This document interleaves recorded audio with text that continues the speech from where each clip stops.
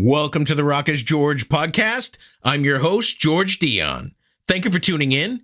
Be sure to hit like, follow, or subscribe on the platform that you're listening to us on.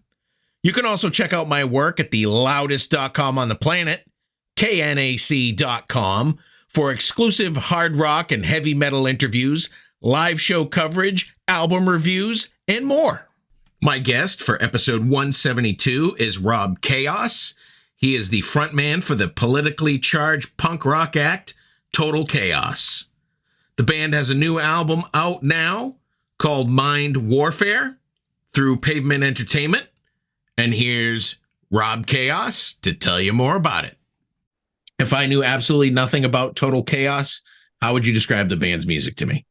We're like a really, really hardcore, thrashy, old school style punk rock. You know, I mean, I don't really explain it. I mean, a lot of people say we sound like a combination of like, you know, Discharge and Exploited and all this stuff. You know, I don't know, but people say different stuff, you know, depending on the album and depending on the song, but something like that.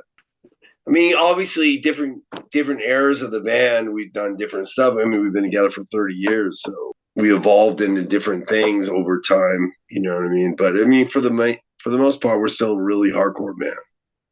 How did you originally start the band back in the late 80s? Well, when I got out of high school, even before I got out of high school, I wanted to start a band, but it took me forever because I couldn't find any band members.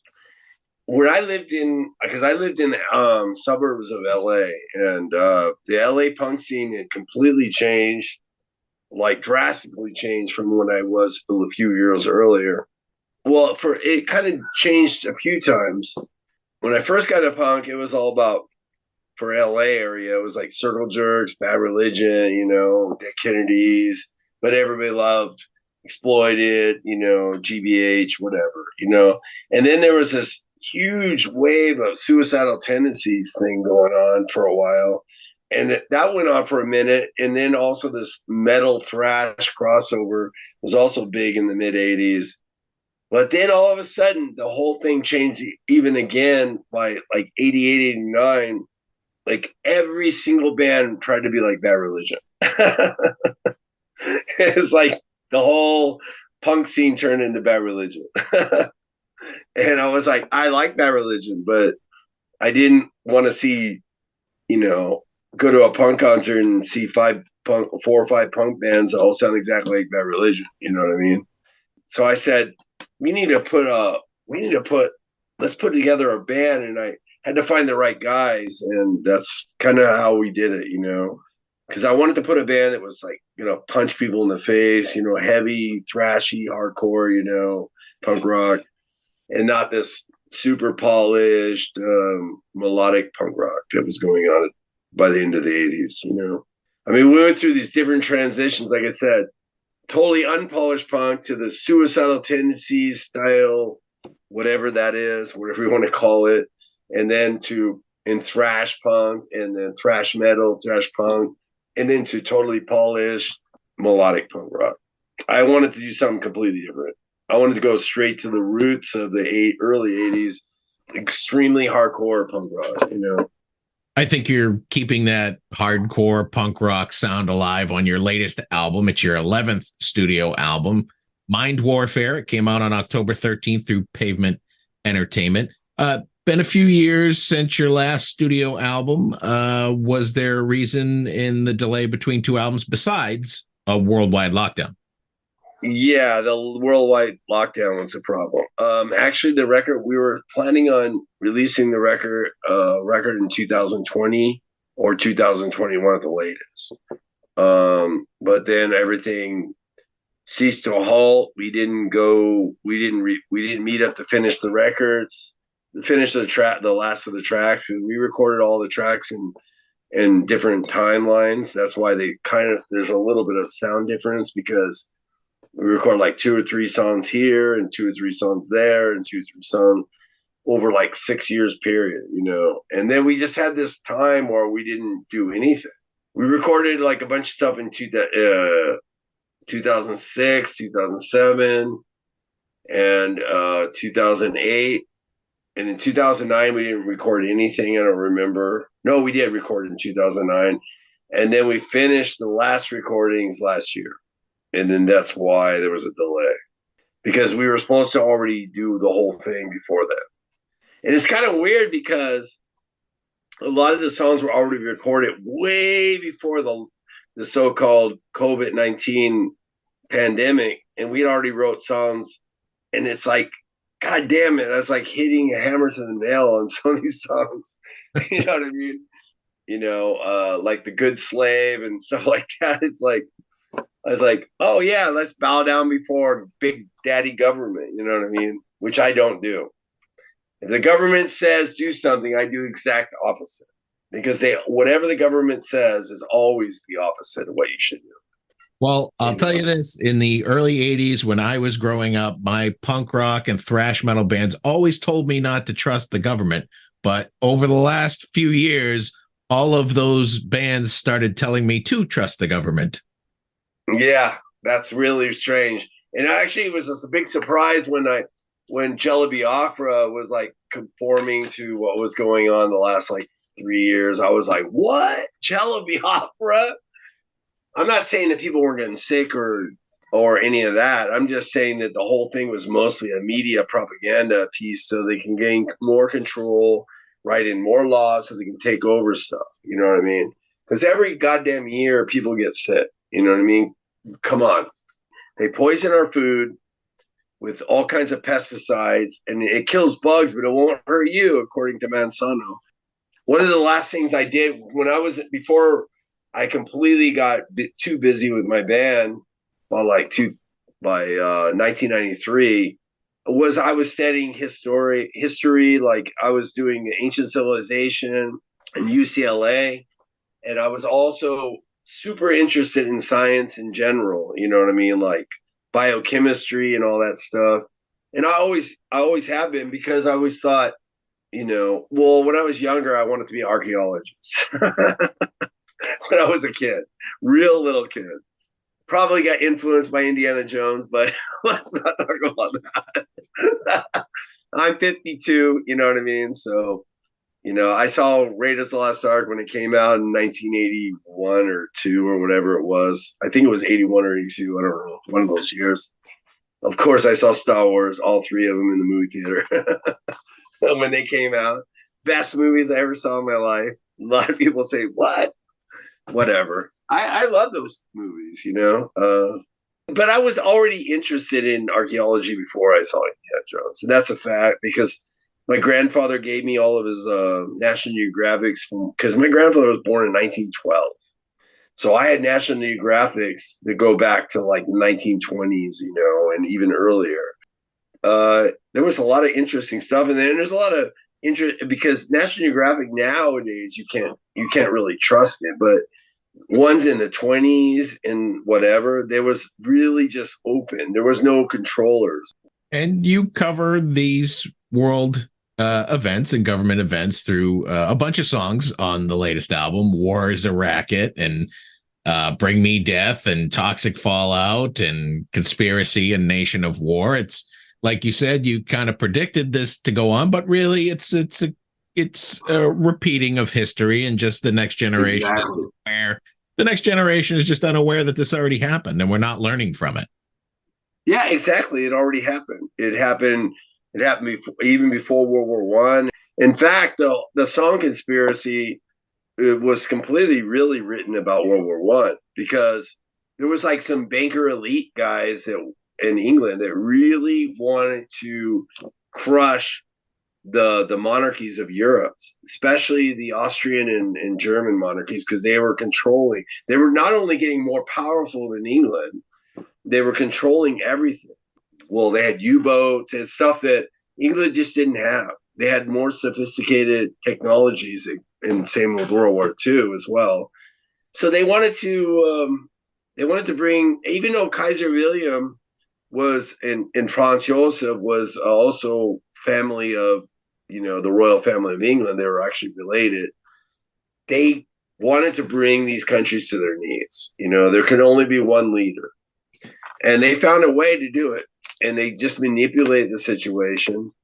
by the assassination of the heir to the throne, for Franz Josef in Bosnia. And that was it. That's all they needed. They hired some hitmen to kill that guy, and it sparked a huge war in Bosnia, which then France declared war on Austria, and of course Germany's going to back Austria, and Germany declared war on France, and it was it. The end of story. You mentioned earlier about pesticides in our food. You actually have a song on the album called McDeath, kind of addressing what fast food is doing to us, right? Yeah. Well, it has nothing to do. I mean, it has something to do with McDonald's, but because McDonald's is the biggest fast food joint in the whole planet, because they're everywhere. But it just has something to do with all fast food places, like really corporate ones. You know what I mean? I don't eat at corporate fast food places. I never go there. Now, I'm not saying that all my band members don't, because some of them do, but I definitely don't. And I wrote the song. No, I eat at fast food places, but mom and pop fast food places, well, I live in Germany, and so I go to a kebab stand, and these are usually just family owned Turkish people that make their own food. You know what I mean? But I don't support big corporations, big corporate food interests. Of course, I go to the big supermarkets occasionally. I try to avoid them, but sometimes you can't, you know what I mean? But at least I know what I'm putting in my food, unlike what you do with eating at McDonald's or Burger King or Jack in the Box or whatever the hell it is, or Taco Bell. I used to work at Taco Bell in 1988. I worked at Taco Bell. And when they got bought out by Pepsi Cola, that's when everything changed at Taco Bell. Like immediately changed. And then we started getting these bags of meat that were already processed in bags, and you just put the bags, the like tubes, and you put them in hot water and cook them like that. No more cooking meat on a ground beef or whatever it was on the skillet. None of that stuff. It just changed instantly. And they put I attest to that because I actually worked for Taco Bell, and that's how we did it. Yes. Yep. The one thing is Del Taco still, which is they don't have them on the East Coast, but they have them on the West Coast. They still cook their own beans, which is kind of impressive, boil their beans and then they make them the next day. It's kind of cool. At least they got something fresh in their ingredients. You got a couple anthems on the new album. You have Rise Up, which is your current single, which is pretty much kind of pushing back against all the stuff that the government and the media is kind of trying to get us to fall in line with, right? Yeah, it's just government, media, or any so-called authority figures.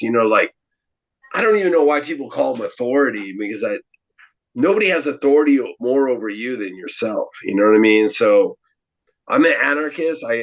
Which an anarchist means that you're self-ruled. You know what I mean? Not that you believe in trashing neighborhoods and setting fire to cars. That has nothing to do with anarchy at all. Anarchy is a Latin word which means self-rule. That's all it means. It means you rule yourself. Now, chaos and disorder, that's trashing the neighborhood and burning down cars. But that is not the same thing. You're releasing your latest album on two different labels. You got a U.S. label, which is Pavement Entertainment, and then you got Katabomb Records in Europe. Is there a reason for the split release? Well, because U.S. is better at focusing in their territory, and Europe's better at. Plus, Katabomb is funded by the guys who own Riot Fest, which is a huge French metal festival, and we're on Riot Fest next year. I mean, they really push it. They put a lot of quality into their products, and they push it for us. And I felt like it would be better for us from Europe, because Pavement is in the U.S. and they don't really have an office. They do have an office in England, but England and Europe are separated right now, completely separated. So we decided that we have to stay on two different labels for sure. And Katabomb wanted to do the record first. Pavement came in later, and I told him, okay, well, we can do the record, but Katabomb keeps for Europe, and you guys can do everything else, but they get Europe. And I'm really good friends with the guy, Cedric, who's the guy who runs it. But like I said, they're financed by people from a festival called Hellfest, the people who run Hellfest. So they got lots of money to be able to do stuff, and they have a big market because although Katabomb only puts out punk rock, the other labels they have are putting out metal. They just separated it's the same people with different names. You know what I mean? It's kind of Yeah. like that. And they do it for marketing purposes. Katabomb is marketed to punks, and the whatever label they have on the side is marketed to metal guys because they're into metal and punk. And now metal and punk is more and more crossed over now than it ever has before. I mean, it has been since the late 80s, but it's really more acceptable. Punk rockers actually like metal nowadays because you grew up in the 80s. A lot of punks would say fuck those metalheads, and metalers would say fuck the punk rockers. I mean, I think it was just like Metallica that really bridged the gap. I mean, you would say maybe Motorhead, like you should have in the back of your album, would have done it, but for some reason Motorhead didn't do it. And I think it was Metallica who bridged the gap, and maybe some bands like Anthrax and people like that, because they were big punk fans too, just like Metallica was. But it still took a few years. DRI launched that crossover thing, and a lot of people went into it, but some of the punks I knew hated. They were like, "Fuck, DRI sold out." It's like that. Some of the guys said that. But nobody had anything bad to say about Metallica, at least back in the 80s. I think Metallica is the one that put us together. You recently completed a tour of the U.S. and Canada with ACIDEZ. How did everything go? It was good. It was really good. It was the first time ACIDEZ had ever played any of these areas. So for them, it was a new experience altogether. I told them they were going into the Midwest, and Midwest is not like the Southwest because they've been to Southwest, but they've never been Midwest. I mean, the Southwest is much bigger because the Latino punk scene is huge. You know what I mean? And so in the United States, and wherever there's a lot of Latinos, you're gonna have a lot of punks. You know what I mean? But when there's not a lot of Latinos, you're gonna have a lot of less crowds. But overall, the tour went good, especially since we lost Exploited because they were supposed to be on like 1 week of the tour, and the fact that we still had really packed out shows was really, really cool. Losing Exploited. Hawadi's doctor told him that he might have cancer, so he canceled everything, and he was really scared. And then they found out that it wasn't cancer. Probably had an ulcer. He lived a fast life. You know what I mean? What he has. He did a lot of drugs, a lot of drinking in the last 40 years. And now he stopped. He stopped everything, and it's good for him. And I really, but your body's trashed, so you never know what's going to happen. You mentioned that you're going to be playing Riot Fest next year. You played Riot Fest this year as well, right? We played it this year, but I don't know if we're playing next year. I think Exploited canceled, so I think they're going to play it next year. But I have no idea if they're going to put us on. I've never heard of them putting the same band on twice, but okay, maybe they will. Who knows? I mean, Exploited wants us to tour with them this time around again. And I think we're supposed to do the whole month of September in the United States for everywhere, including New York, Florida, Texas, all that. I'm not 100% sure. That's what I was told, but we'll see because it's still a long ways from now, And who knows how Wadi's doing, but Wadi seems to be high spirits right now. He's in Australia and he's having a good time. He's totally making jokes. And it's totally awesome to see him completely sober and still full of energy. You know what I mean? Maybe even more so. It's crazy. Do you have any dates coming up soon, or is everything going to be in 2024 from here on out? Yeah, nothing's rest of the year. We're off. I mean, everybody was burned out. We've been touring nonstop since they started letting tours happen again. It's been a blur, man. We've been on the road so long, I can't even remember. The first tour was back with Exploited. We did like a week in Europe. And then after that, it was just one tour after the other. It was like stack, stack, stack. I mean, we've been on tour for over a year and a half. So we just got off tour like a month ago, I think today. So everybody wanted a few months off. So we're break till February, I guess. I'm not exactly sure, but I think we're going to Mexico in February for 4 or 5 days. And then after that, we're going to do some stuff in the East Coast, and then we're going to fly to Southeast Asia and do like a couple of dates there. Do you work on any other music projects, or is Total Chaos it for you? I only do this. The only thing I do on the side is I book tours for other bands. I book ACIDEZ. I help book shows for all kinds of bands, Exploited, whatever, whatever's needed. You know what I mean? Just to make it happen. Sometimes the booking agents are like, they have holes here and there, and they have no idea where to fill them. And I always know all the underground people, so I always figure out ways to fill it. Or I book for like ACIDEZ, I always book it. So I just book all the European tours, and I book Total Chaos, most of the European tours myself.